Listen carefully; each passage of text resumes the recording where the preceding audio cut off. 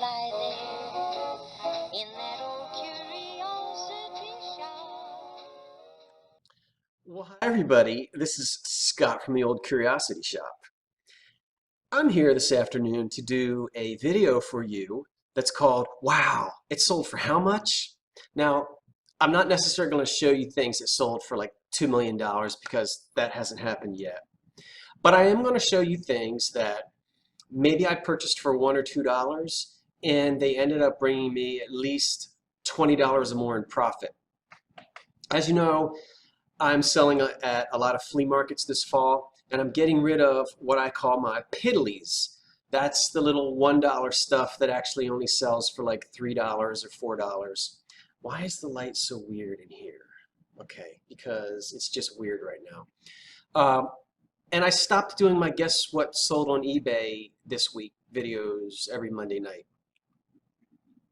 So this one is just to show sellers, sellers, maybe an idea of some of the things that you've passed up before that, at least for me, sold and gave me at least a $20 profit or more. But before I do, I'm going to catch you up on just a couple of things. But first of all, I am so proud of myself because I am drinking my own pumpkin spice coffee, which I did not pay $2 for at Dunkin' Donuts or wherever. Excuse me. Oh, that's good. All right, get back on there without crushing my ginger snaps. I made coffee and then I put a dash of vanilla extract in it and a dash of pumpkin pie spice. Now I know I'm not the first one to think of that, but it's actually pretty good. So if you're one of those pumpkin spice people, give it a try. Oh, by the way, this is called Homer Laughlin Best. It's that restaurant where China, and this you probably can't see, but it's, ooh, I spilled. It's mid-century and it has stars on it. The other thing I'm going to catch you up on is this.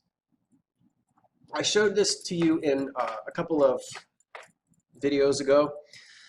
This brass circa 1920s lamp I picked up at the Goodwill. I cannot remember now what I paid, but it was either $2 or $3 or $4. And if you remember, well, I rewired it first of all, and then you may remember that in the center here, it had this brass extension rod which screwed in right here. That's so that a parchment shade or a cloth shade could be put on the top and it would cover this completely. What I did was I unscrewed this rod because I'm not going to use a parchment shade on it. And underneath here I put an extension that would allow this finial to be connected.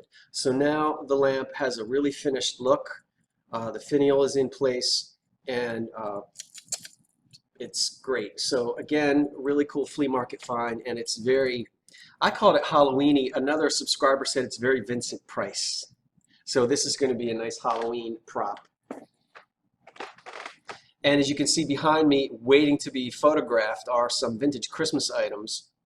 But let me get into the reason for this video, which means bear with me for a moment and I'll pull up these interesting things that I want to show you once I move myself over there. All right. And I'm not going to spend a whole lot of time talking too specifically about this stuff, but I'll show you. Now, don't always pass by this anniversary stuff. Here's a 50th anniversary plate that I purchased for $1 and it sold for $25. Now, granted, it's a nice one. It's a very nice one. But it's really just one of those made in Japan things, probably in the 1950s. It sat for a while, but it was a nice profit. I also picked up a box full of prisms. This lot right here of 12 antique prisms, as you can see, sold for $35. That's because they are Gothic cut. They're not reproductions. If you pick up some prisms and you're curious, send me a picture, I'll tell you. Usually, if I can zoom in here, look at the wires, the connecting wires. Do you see those at the top? You see how these are, they have a more of uh, a dark brassy sort of tarnished patina. The new glass prisms, well, the wires there are almost gold because they're in golden color because they're new. Those are reproductions and you don't get any money for them. So there are other things that let you know whether they're old or not, so, like the cut. 35 bucks. So I really made a lot of money because I broke those up into lots and sold several of them. If you remember back quite a while ago, I paid $2 for this and I sold it for $69.99. It's a Bohemian glass perfume bottle. I didn't even restore it. I didn't even hardly clean it. Look at all that dirt.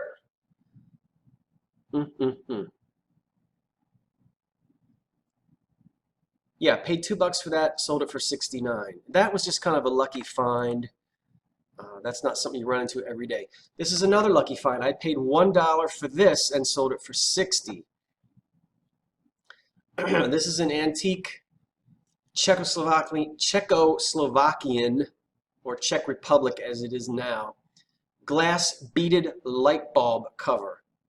And that I shipped to jolly old England. And here it is all lit up on top of a vintage lamp of mine. Just to give you, again, that was in a box of old light fixture parts, and I paid $1 for that. Remember these two photographs? This charming child with his little toys, and these were $1 each. I purchased these because of the subject matter. It's a child smiling, playing with toys. The vintage toy people love this. It's probably a Stife bear down there and a Felix, the cat. And behind him is a vintage 1920s radio.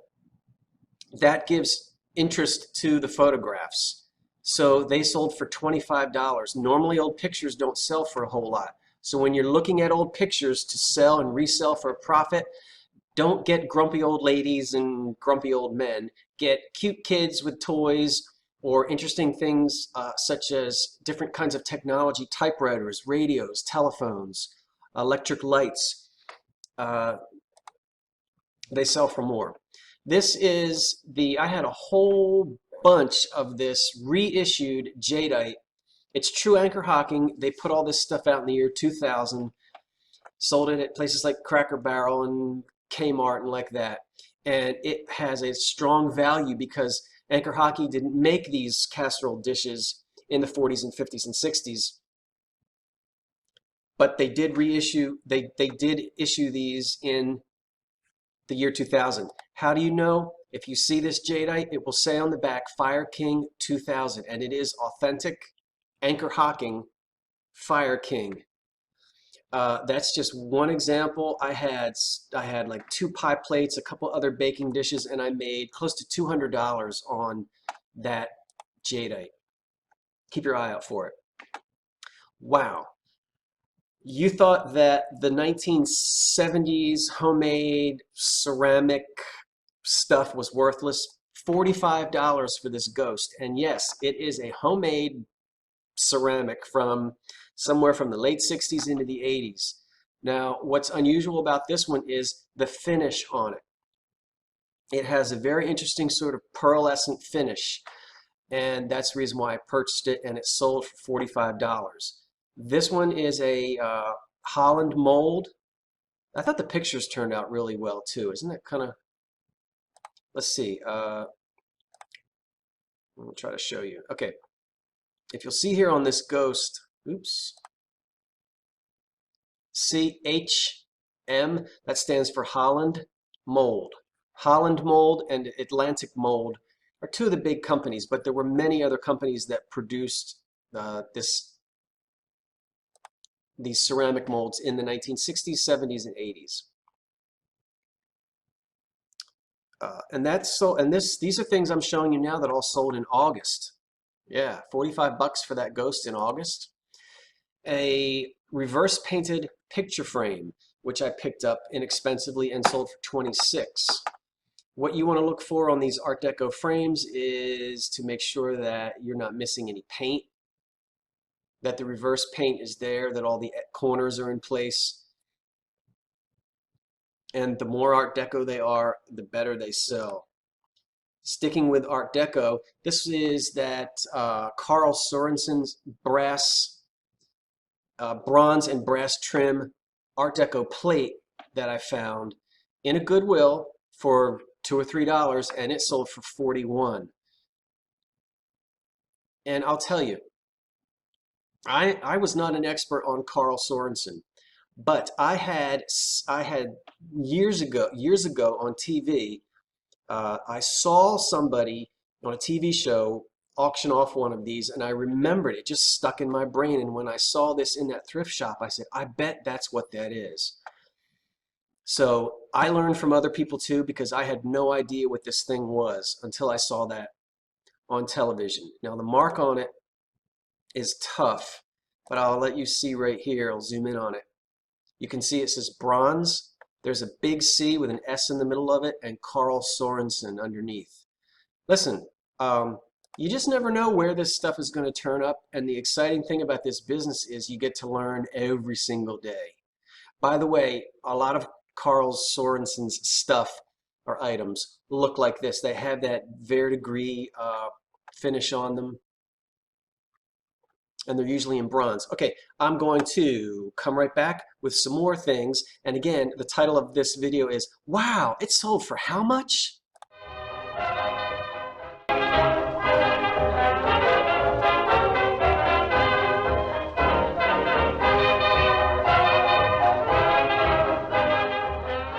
So I have a few more things I want to show you. But before I do, I have a discovery that I made today. Now, when I got home, I decided to catch up on my reading. And I was thrilled when I went to the mailbox and my October 1938 Better Homes and Gardens was here. Just kidding. But while I was reading this, now yes, this is Better Homes and Gardens, October of 1938. I'm going to show you something. Look at this. Right here, it's hard to do this, is well, let me read it.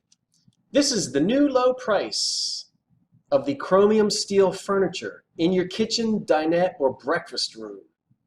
This sturdy, all-steel kitchen table has a stainless porcelain enamel top. Now, I'm familiar with the enamel top tables of the Depression era.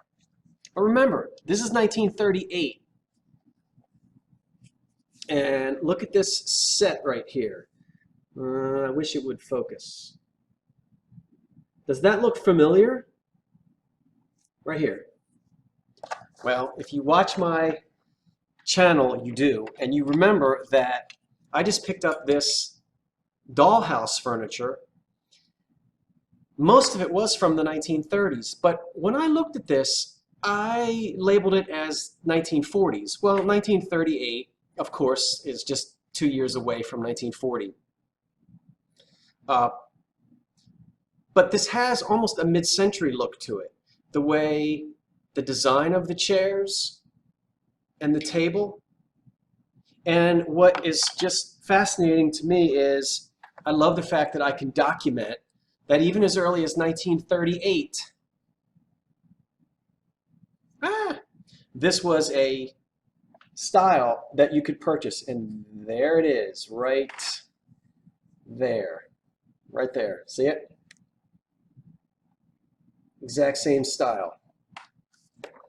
I thought that was cool. By the way, this is currently up for auction on my in my eBay store. And most of the dollhouse furniture has bids on it. Right now there's no bid on this. So if you want it, go get it. All right, let me show you the other things that I sold for a fantastic price. Here is a lamp that I paid a couple of dollars for, and it sold 36 bucks. I knew it was from the 1930s. There were a lot of novelty lamps made during that time. In those days, they were called radio lamps because they would sit usually on top of a big floor model radio.